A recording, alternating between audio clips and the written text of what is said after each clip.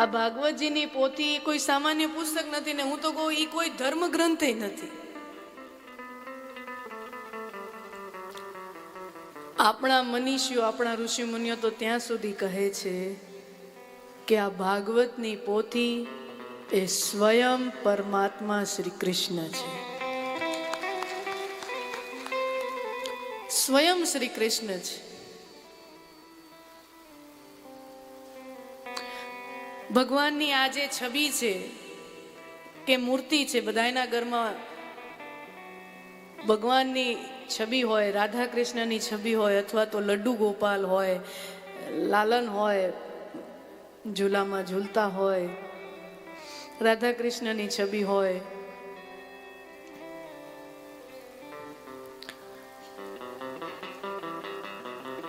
તો છે તો એ સામાન્ય માટીનું બનેલો એ મૂર્તિ છે, એનામાં કોઈ સ્પેશિયલ ધાતુ નથી. માટી હોય, પિત્તળ હોય, જે પણ ધાતુ જેની બનતી હોય, ચાંદી, જેની જેની શ્રદ્ધા. પણ એ સામાન્ય પૃથ્વીમાંથી નીકળેલા તત્વોનું જ બનેલું છે. પણ જ્યારે એ પરમાત્માના સ્વરૂપનું આકાર ઘડી લેતો હોય ત્યારે એ સામાન્ય પથ્થર પણ વંદનીય બની જતો હોય છે, પૂજનીય બની જતો હોય છે. એમ જોવા જાવ તો આની અંદર એક સાધારણ કાગળ જ વપરાણો છે. કઈ કોઈ અનોખો પ્રિન્ટિંગ પ્રેસમાંથી કઈ અનોખી વસ્તુ એની અંદર નાખેલી નથી, સાધારણ કાગળ જ છે.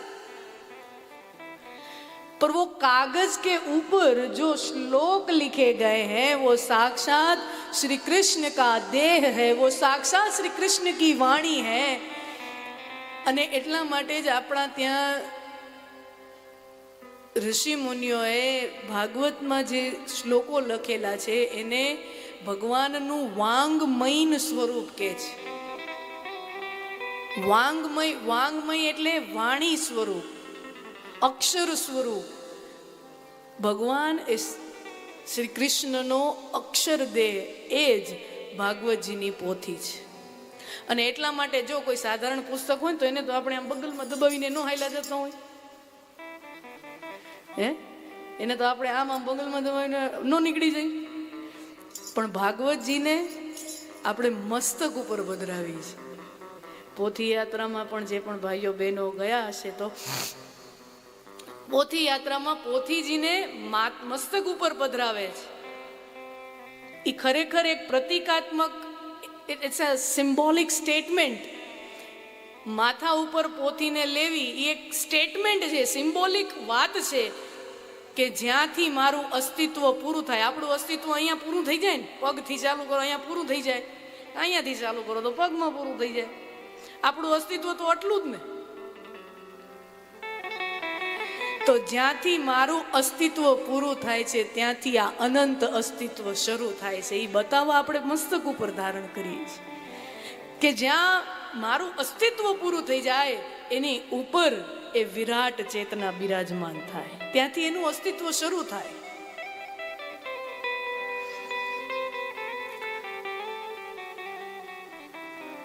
અને અમારો તો જાત અનુભવ છે અને અમે અનેકો કથાઓ કરીએ ત્યારે અનેકો યજમાનો સાથે સંવાદ કરીએ, કથા દરમિયાન પણ અને કથા પૂરી થઈ જાય 7 દિવસની પછી પણ. એટલે અમને અનુભવ કહેતા હોય અને હું તો દ્રઢપણે બહુ દાવા સાથે કહું કે જ્યારે જ્યારે આ ભાગવતજી તમારા મસ્તક ઉપર હોય ને, માથા ઉપર હોય ને, હું દાવા સાથે કહું ત્યારે તમારા મનમાં કોઈ પણ જાતનો ખરાબ વિચાર આવી ન શકે. ખરાબ વિચાર આવવાની તેવડ નથી. હા, નહીતર શું છે, આપણને હોય ને ઓલો મારાથી આગળ નીકળી ગયો, એને 2 ની 3 દુકાનો કરી નાખી, 2 શોરૂમ કરી નાખ્યા, આ કરી નાખ્યું, તે કરી નાખ્યું, 2 નવા પ્રોજેક્ટ એના ચાલુ થઈ ગયા. બધી ઈર્ષા, દ્વેષ, ક્રોધ, આ બધા ભાવો મારા ને તમારી અંદર, આપણા બધાની અંદર નિત્ય રમતા હોય, સમજ્યા? અને આનાથી અછૂતું કોઈ નથી. इससे अछूता कोई नहीं रह पाया है. जो भी जन्म लेता है काम, क्रोध, लोभ, मद, मोह, मत्सर, ये 6 दुश्मनों से घिरा ही रहता है. પણ જેટલી વાર પરમાત્મા શ્રી કૃષ્ણ મસ્તક ઉપર હોય ત્યારે આવા કોઈ પણ દુર્વિચાર આપણા મસ્તિષ્કની અંદર પ્રવેશ કરી શકતા નથી. ઈ માસ્ક છે. કોરોનાના ટાઈમમાં બધો માસ્ક પહેરતા હતા ને કે જીવ જંતુ અંદર ન આવે, કોઈ વાયરસ અંદર ન આવે. એમ જેણે જેણે આ ભાગવતજીનો આશ્રય લીધો છે, જેને જેને આ માસ્ક પહેર્યું છે, એના જીવનમાં આવા દુર્વિચારોના કીટાણુ ન આવે. હા, જેને જેને આનું સાનિધ્ય લીધું છે. અને બહુ હું તો કહું, એક સાયન્ટિફિક પ્રયોગો થવા જોઈએ કે તમે પોથી માથે લ્યો. તમે પહેલાં પોતાનો એમને ફોટો પાડો. હવે તો સુવિધા બધી હાથવગી જ છે. તમે પહેલાં એમને તમારો ફોટો પાડી લેવાનો, અને પછી તમે પોથી યાત્રામાં કે જતા હો, પછી વળતાય શોભાયાત્રા કરશો એટલે તમને પછી તમારે પોથી માથે રાખવાની, અને પછી તમારે તમારો ફોટો પાડવાનો. ઈના ઈ તમે જો, ઈના ઈ કપડાં પહેર્યા છે, તમે ઈના ઈ જો, એવું ને એવું માથું ઓળું છે ને એવા તમે રૂપાળા છો.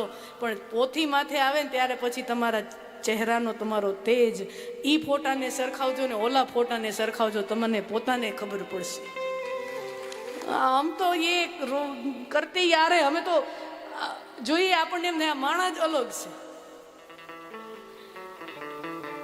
તમે ઈ કયો ને, અમે અહીંયા પોથીના કરંટને લઈને અહીંયા બેઠા હોય ને, અમે અમારો અહીંયાનો જે ફોટો પડે, અહીંયા કેટલાય ફોટા પડે અમારી પાસે અત્યાર સુધી 50-60 હજાર ફોટા હશે, અલગ અલગ કથાઓમાં જાય. અને અમે નીચે એમને ઊભા હોય ત્યારે એમને ફોટો પડે, હારો એવો ને એવો આવે જ નહીં. આને આ કપડાં પહેર્યા હોય, કાંઈ ફેર ન હોય, આવા જ વાળ હોય, આ જ કપડાં હોય, આ જ ખેસ હોય, બધું આનું આ હોય. પણ ઈ ફોટામાં અને આ ફોટામાં એ ચહેરાના પ્રભાવમાં બહુ અંતર છે. અને એ અંતર એ આ પોથીનો પ્રતાપ છે. એ અંતર એ આ પોથીનો પ્રભાવ છે. તો આવો, આ તો મારા જાત અનુભવની વાત છે, પણ શાસ્ત્રો ભાગવતનો મહાત્મય શું કહે છે એ સાંભળી. ભાગવતનું મહાત્મય, ભાગવતની કથાની શરૂઆત થાય એના પહેલા ભાગવતના મહાત્મયનો રિવાજ છે, પરંપરા છે, પ્રોટોકોલ છે. આપણા ઋષિઓએ આદેશ આપ્યો છે કે જે કથા કરવાની હોય, રામ કથા હોય, કૃષ્ણ કથા હોય, માં ભગવતીની કથા હોય, જે પણ તમે કથા કરો અથવા તો ગીતાજીનો પાઠ કરો, જે પણ કથા કરતા હો તો એ પહેલા કથાનું મહાત્મય ગાવું અને પછી જ કથાની શરૂઆત કરવી એ નિયમ છે.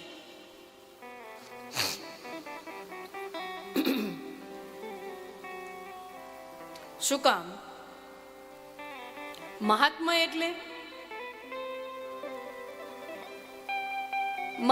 એટલે સીધી સાદી વાતમાં કહીએ તો આનું મહત્વ શું છે? મહાત્મય એટલે એનું મહત્વ.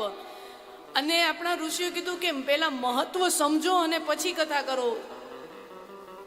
મહત્વ જ જો ખબર નહીં હોય, why is it so much important for us, જો the reason જો ખબર નહીં હોય તો એના તરફ આપણી ગતિ ક્યારેય થતી નથી.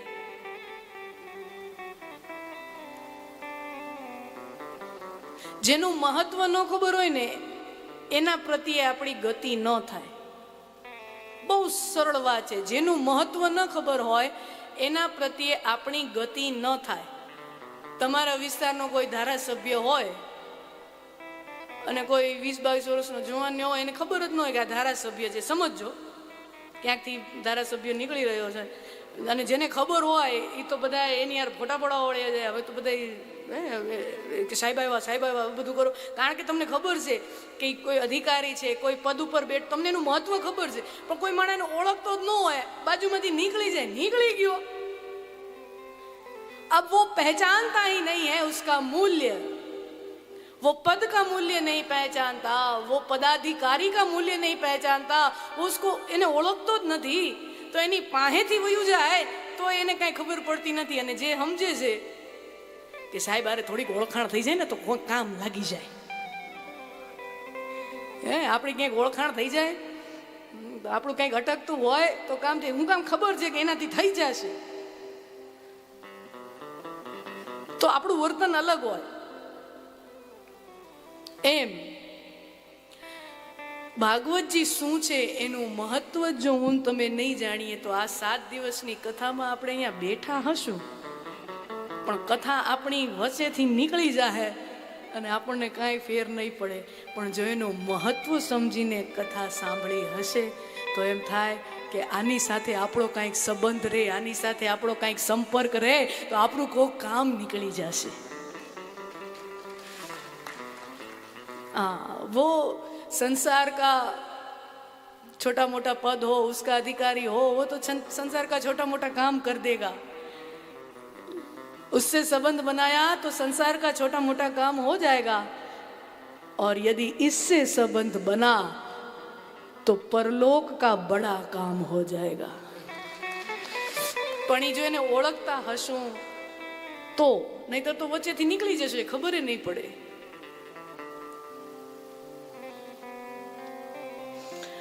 અને ભાગવતનું મહાત્મય પદ્મ પુરાણમાંથી મળે છે. 18 પુરાણોની રચના વેદ વ્યાસજીએ કરી છે. ભાગવતજીની રચના પણ વેદ વ્યાસજીએ કરી છે. મહાભારતની રચના પણ વેદ વ્યાસજીએ કરી છે. જેણે મહાભારત લખ્યું એને જ ભાગવત લખ્યું છે.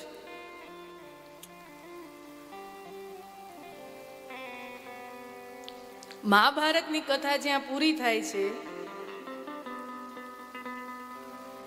ત્યાંથી ભાગવતની કથા શરૂ થાય છે. સમજો, મહાભારતની કથા, મહાભારતમાં આપણને બધાને બહુ રસ પડે, કારણ કે એના જેવું રોચક સાહિત્ય, રોચક ધર્મોપદેશ, રોચક કાવ્ય દુનિયામાં ક્યાંય બીજે લખાયું નથી. જે મહાભારત આપણે જે ટીવીમાં જોઈએ છીએ એ તો બહુ 2-5% છે. મહાભારત બહુ વિશાળ છે. 1,00,000 શ્લોકોનો બનેલો છે. 1,00,000 શ્લોકો. અને ગીતાજી જેવો આખો ગ્રંથ એની અંદર એક ચેપ્ટરની જેમ આવી જાય. गीताजी क्या है? भगवत गीता का जो हम पाठ करते हैं 12वां अध्याय 15वां अध्याय ये सब क्या है? तो महाभारत नो ज एक भाग है ने. तो विचार करो, गीताजी तो एनु एक नानकड़ो अध्याय है तो एटलू मोटू महाभारत है. અને જે ટીવી ઉપર સિરિયલોમાં આપણે જે જોઈએ છીએ ને એ ખાલી એનું 10-20% જ છે. મૂળભૂત મહાભારત ખૂબ બૃહદ છે, વિશાળ છે. તમારા બધાનો અમેરિકા સાથેનો વિશેષ પરિચય છે. કોઈકના ને કોઈકના સંબંધીઓ, દીકરી કે દીકરો કે સમજ્યા, કાંઈક ને કાંઈક તો હોય જ ત્યાં. એકાદો ભાઈ ત્યાં હોય. તો જે પશ્ચિમી દુનિયામાં હોમરનું સાહિત્ય બહુ વખણાતું હોય છે.